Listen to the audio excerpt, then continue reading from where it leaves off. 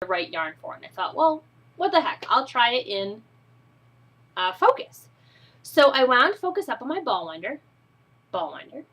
This is what Focus looks like all wound up. You'll notice that it does not have the same clarity of progression because it's not a self-striping yarn, or at least it's not supposed to be.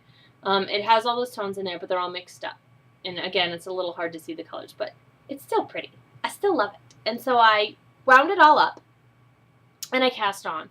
And within, I want to say 10 rows, I realized that the pattern wasn't working. The pattern is cute, but I think it really needs to be a semi-solid yarn because it was getting lost amid the variegation in this colorway. So I ripped it out and started again in straight stockinette, and I'm so glad I did. I already know these socks are going to be my favorite socks ever.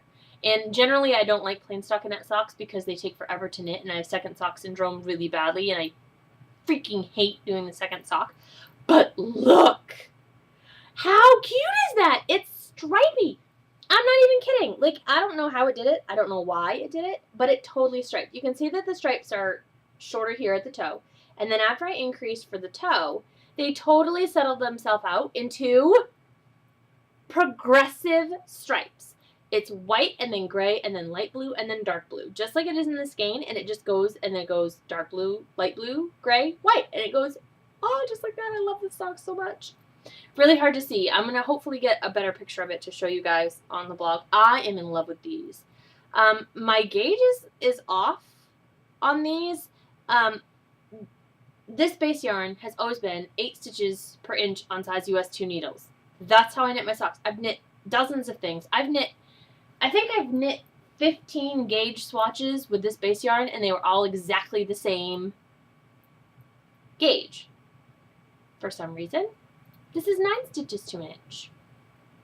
No idea. Not complaining. With stockinette socks, it's not a huge deal. There will be a snugger fit, a more snugger. The fit will be more snug on these than on like my Livy Dubois socks will, but who cares? They're going to be awesome. I'm so freaking excited. If you have started knitting with Focus, I would love to see it. I would love for you to put a picture in the Intention Yarns Ravelry group. Tell us what you're knitting with it or what you're going to knit with it, and we want to see pictures. I love pictures. I don't know if anybody's going to have anything as cute as that sock, though, because it's really cute. Alright, I'm sorry, let me check my notes here again. Mitts not photographed, Cal done, needs blocking, rest of war still listed, cast on Focus, stockinette socks. Dye pots, that Scudic like. The other thing that's been in the dye pots this week has been my hair, because the gray was showing really bad on the last episode. Y'all probably don't notice it because you're not looking at my hair, but I am, and that's all I can stare at. So I use henna to dye my hair. I'm using Lush brand Cocamaron. It's like the cinnamony brown dye. Anyway, so my hair's not super red like Wendy knits or Tempted, but it's got a little bit of red tones, and what's most important is all of those grays are copper.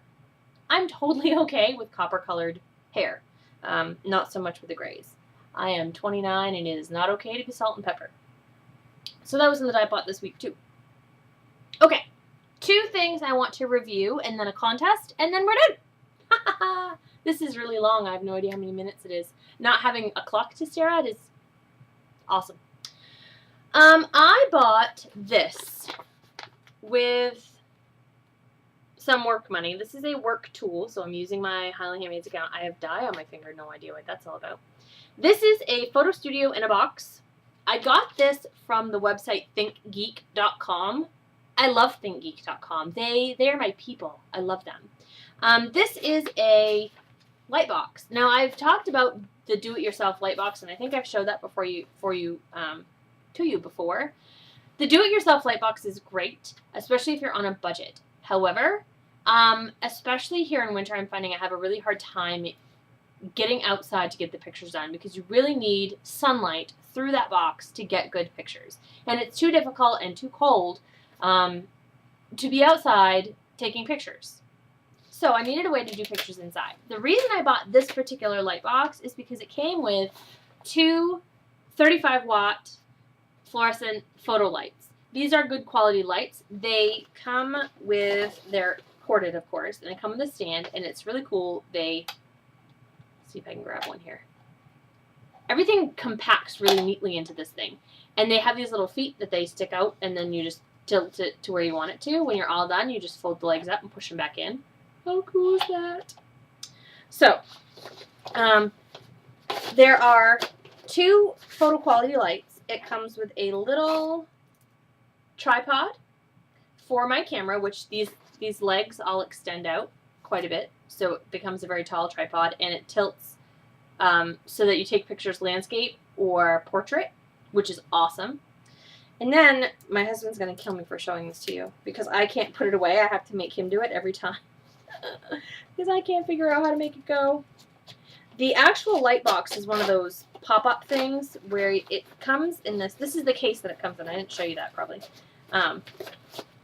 This whole light box, everything comes in this handy-dandy little case with a little loop. So it stores compactly, which I love. This little round pouch is the giant 16-inch square box, and I'm going to try and take this out without it popping open in my face. The first time I opened it, it popped in my face and went flying across the couch and scared the dog. It was a problem. Okay, so it's this little teeny tiny round thing, and I'm going to try and open it without it going flying. It scares me a little bit. This is the light box, and it just folds open. And then, look, see? There's your light box. And you set the fiber in here, and the lights go on either side, and you take photos. It's that simple. It's really cool. There's no way I'm going to get this thing back up. So I don't even remember how it goes. Yeah, I'm not messing with that. It scares me. I took the photos for the Grapes of Wrath and the Schoodic Lake fiber the first night I got it. So if you want to check out those 2 listings, they're down below, and see what you thought of the light box and let me know. I love it. I think it works great. I did those photos after dark, so I didn't have to worry about natural light at all. So hopefully it won't take me so long to get everything photographed and listed. I am going to use that tonight to take some photos of the fingerless mitts if possible. I don't know quite. I'm going to have to set the timer, I think, so I can use both hands for the mitts, but we'll see. It was $49.99 on ThinkGeek.com. Shipped UPS to me was $58, which, if that thing lasts me a couple of years, totally worth the money. I've been in business about 1.5 years, and I finally decided it was worth, investing in a quality light box. So don't think you need to have one, but really love it. I'm so happy with it. I'm glad. And really, ThinkGeek is just a fun website. If you don't want to donate to the Fiberista Files, the little button that's down there, consider buying me something from ThinkGeek, because really, I love them. Love them. I just got a lunchbox from them that says nom nom nom on it. Okay. Reviews, Lightbox, podcasts. This is one of the reasons it felt like such a quick week. When I started the Fiberista Files, there were 2 other video podcasts in existence that I knew of, knitting video podcasts. There was Round the Twist with Karen, which was the first one to my knowledge, and the Knit Girls podcast, whom I love. Leslie and Laura make me giggle. I really love 2-person podcasts, be they audio or video, because I think the conversation between the 2 people adds a lot. You're just listening to me talk, and I'm sorry if that's boring. But I don't have a co-host yet. Katie, I'm looking at you. There are 2 new podcasts, though, that have just come up. There have been a whole bunch that have popped up in the past year, and I don't have time to watch them all. I probably do have time. I don't make time to watch them all. But there are 2 in particular that I wanted to mention. The first is Rain Lover Knits. She's Rain Lover on Plurk and Ravelry and just about everywhere. She's started a new podcast. She's a friend of mine on Plurk. Her name is Sarah. And Sarah just recently graduated from college, and her podcast is like her release while she, looks for a job and gets ready to get married, and all of these things. The girl knits shawls like it's easy. Like she just, I finished another huge circular shawl, and look, here's another one, and I just decided to knit this one for a friend. The girl's amazing. I don't know how anybody actually completes a circular shawl. I started Giro Soleil, and I've started Even Star, and I'm about 70% done with both. And once you get past 500 stitches on a row, quite frankly, I'm I don't have the enthusiasm that I did when it was, 12 stitches around. So more power to her. I think she'll definitely be a good podcast to look out for. The other podcast is called Knitting on the Fly. And I do need to do a disclaimer. I know Katie personally. She started out as being a fan of Highland Handmaids, which I kind of giggle at just at the thought of having fans. I met her at Fiber Frolic last year. We had like hours long conversation at Fiber College, and it's kind of snowballed from there. She's been to my house. She helped me dye fiber one day. If you watch her podcast, you'll see, because she pimps Highland Handmade, so we love her for that. Katie, actually, you talked about the spindle that you had broken. This is your spindle all repaired. You'll see it is just missing a hook. I'll get to that in a second. So Knitting on the Fly. Katie is a pilot. She is awesome. She's made of awesome.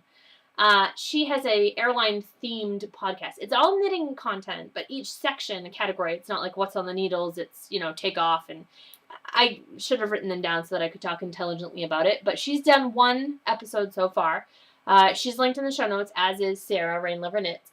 Definitely check them out. Katie, she makes my heart happy. Katie also podcasts in Maine. So I'm, fingers crossed, hoping that at some point this spring, maybe, Katie, what do you think?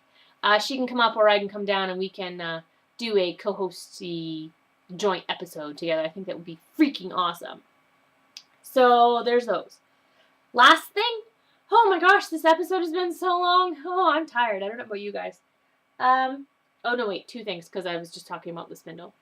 So if anybody out there in the internet land has or knows of a tutorial for hand turning your own spindle hooks, I would really, really love that information. We have used primarily cup hooks. They're brass cup hooks, and they work, but they are hard to center onto the shaft, and they can throw off the balance of the spin. And I don't like that. I want my spindles to spin perfectly, as they should every time. But they're really hard to bend into that sort of, that angle. So we want to hand bend our own hooks. And we have wire, and we have the round pliers. We have all the tools that we need. We don't have any of the knowledge. So if anybody knows a good spindle hook turning tutorial, or knows anybody that's willing to share the information of how they turn their hooks, I would love to hear from you, please. So there's that. And Katie, as soon as I figure that out, you'll get your spindle back.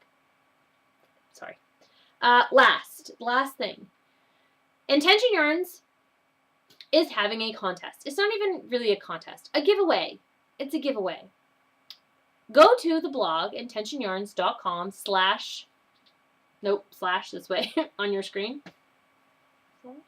This way, / oh, anyways. Follow the link in the show notes. intentionyarns.com / reveal. Reveal is the name of our blog.